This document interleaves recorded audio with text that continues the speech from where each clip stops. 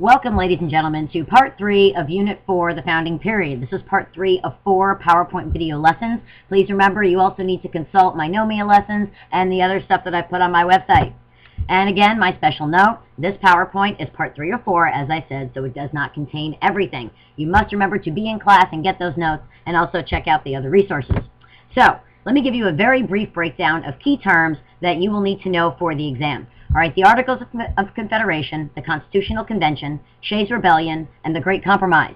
The AFC, as I like to refer to them because it's easier, 1781 to 1787, first form of government of the U.S. It was a confederal system, and it required the cooperation of the states to function. There was a weak central government, and as a result of that, we had to call the Constitutional Convention in 1787 to deal with the problems caused by the AFC.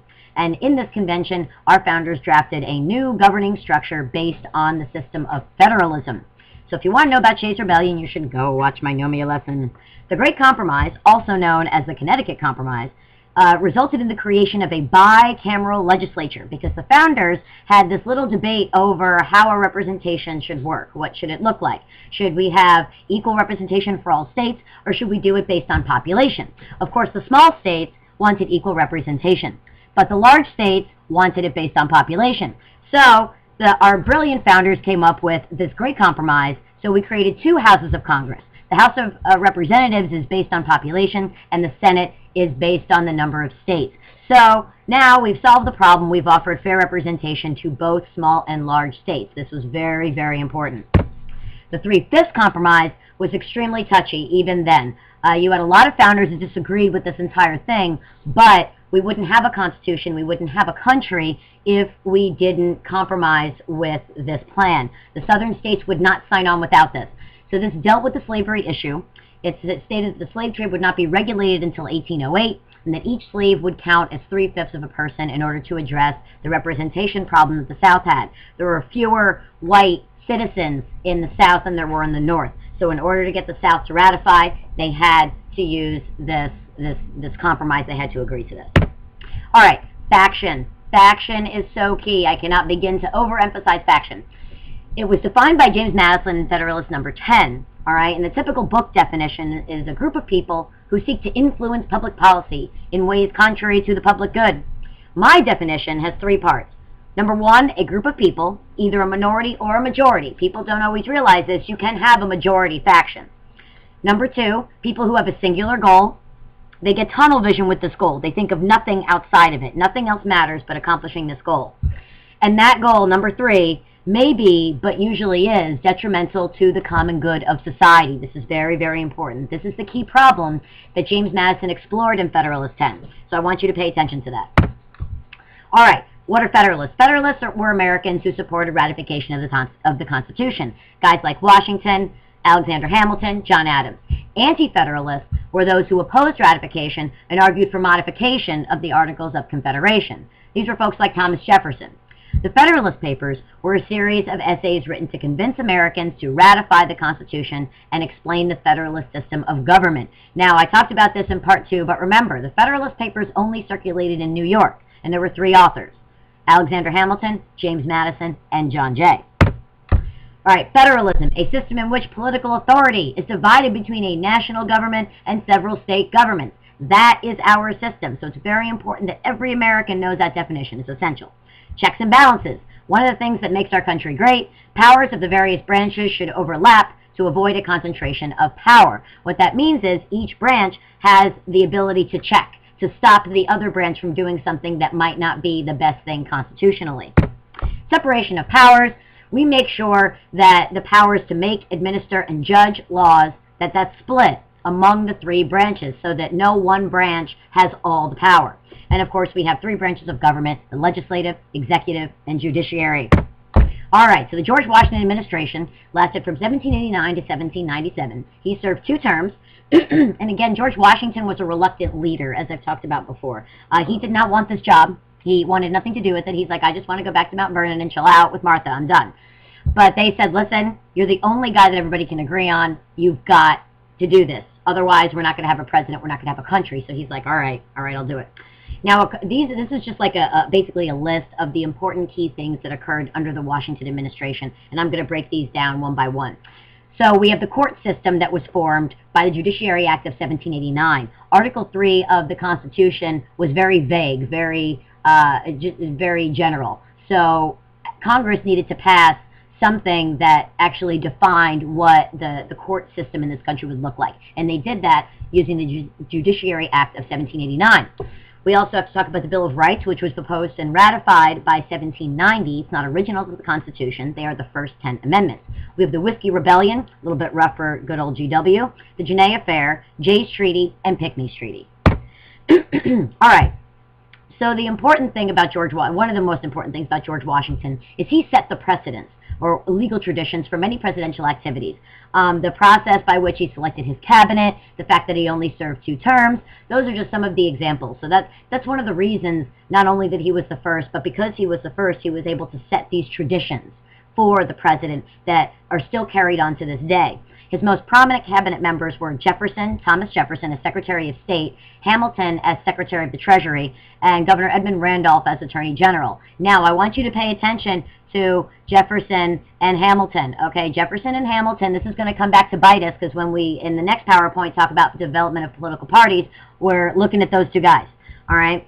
The court system, the Judiciary Act of 1789, like I said, it established the Supreme Court and the circuit and district court system.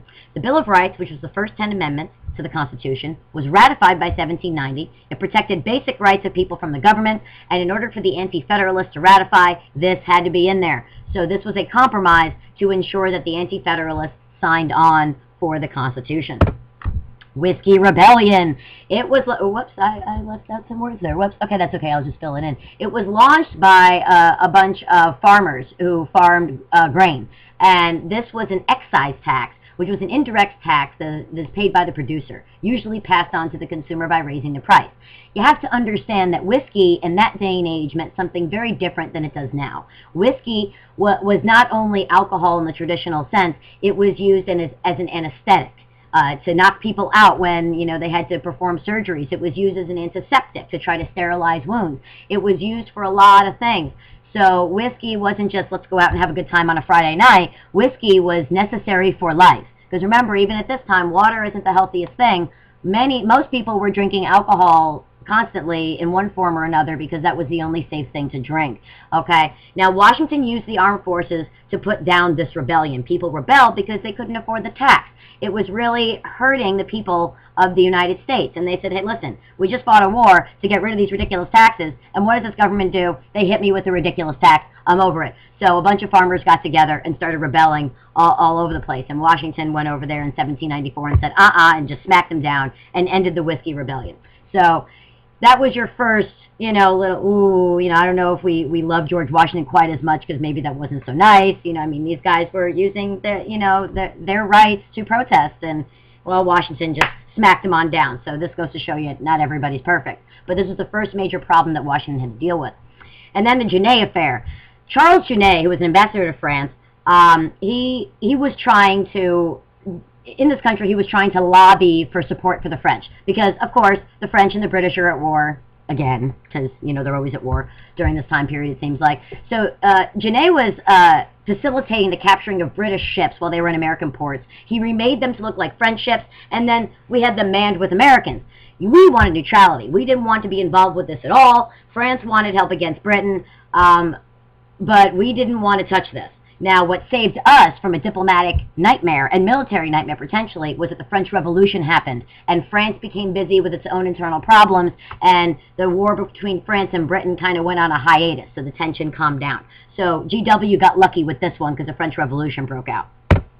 Jay's Treaty. All right, Jay's Treaty was in 1795 along with Pinckney's Treaty. Now, Jay's Treaty was extremely unpopular. Pinckney's Treaty was very popular. Let me tell you why. So, Jay's Treaty was kind of redundant. Great Britain agreed to withdraw from the Northwestern Post, which they supposedly agreed to do this already in 1783. Yeah, they didn't do it with this treaty either. They said they would, but they didn't, and hence the War of 1812 that's going to come down the pipeline, but we'll talk about that later. We made, as part of this treaty, there was a 10-year agreement, trade agreement, and Britain got way more benefits than we did, so it was kind of a lousy treaty. We assumed all private debts. Americans were not happy with this. They didn't think that the U.S. government should pay all these private debts, and they wanted more trade benefits than we got with the treaty. So they weren't pleased, but Washington wanted peace because he knew we weren't ready to fight another war again. So he wanted to make sure that we could calm the tensions for a while so we could prepare our military, so if we needed to fight down the line that we could and that we could win. Pinckney's Treaty in 1795, by contrast, was very popular because it gave us access to the Mississippi River for trade, which was so key for people who were merchants. Okay, it enabled more territorial expansion for the U.S. Spain conceded tons of stuff because they were busy with other problems. Pinckney was killer in these negotiations. He just like royally whooped these people. He just got everything and more that we wanted. And Americans loved this treaty, and Pinckney was a Federalist, so this was a big boost to the then developing Federalist Party. Now, Hamilton, who was the Secretary of the Treasury, was a Federalist. So he was all about strong central government, and he was in charge of developing financial plans for the country. So his plan, the goal of his plan was this: tie the people and the states to the national government to make them dependent. Oh, isn't that interesting? I know that I've talked about in classical liberalism, with the founding fathers, that was their philosophy of government. Well, depending on which founding father you're looking at, that varies. Hamilton was not about limited government. He was one of the few. All right, he said public debt is a blessing. He said that's great because it allows us to expand. He said you should not trust the people because they're not educated enough to govern themselves completely. And he argued for a loose construction of the Constitution. He said, you can interpret it in a variety of different ways so that the government can get away with doing various things. He issued several important reports: the report on public credit, the report on the excise tax, the report on manufacturing, and that included a tariff, and the report on the National Bank. Now, even though Hamilton was a little top-heavy with government power, some of these things actually made sense. The idea of a national bank, the idea of public credit, actually is essential for our modern economy. If we didn't have those things, we would have massive economic problems right now, more so than we already do. But a tariff, that's iffy. We'll learn about that more later. And that is the end of Part 3. I will see you in Part 4. Enjoy the evening.